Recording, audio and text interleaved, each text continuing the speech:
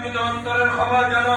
আয় আল্লাহ, আমাদের দেশ নেত্রী বেগম খালেদা অনেকদিন যাবত অসুস্থ, আল্লাহ মুহূর্ত অবস্থায় আছে, আল্লাহ তুমি তাকে পরিপূর্ণ শিফা দান করো।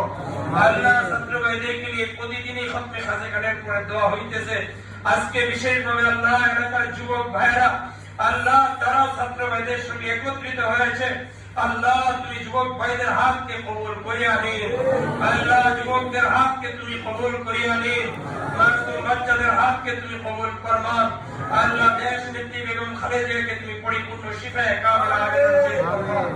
পরিপূর্ণ শিফায়ে কামিলা আজিলা নসিব ফরমান।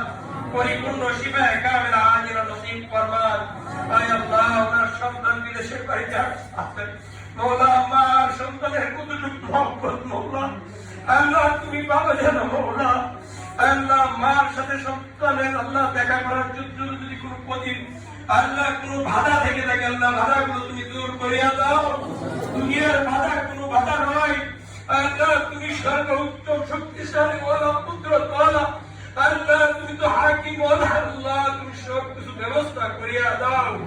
আল্লাহ সব কিছু সহজ করিয়া দাও। আল্লাহ পরিবার পরিজন সকলকে সবরে জামিল ইখতিয়ার করার তৌফিক দান করো। আল্লাহ যে যেখানে আছে সবাইকে সবরে জামিল ইখতিয়ার করার তৌফিক দান করো। আল্লাহ যে সমস্ত ভাই বোনের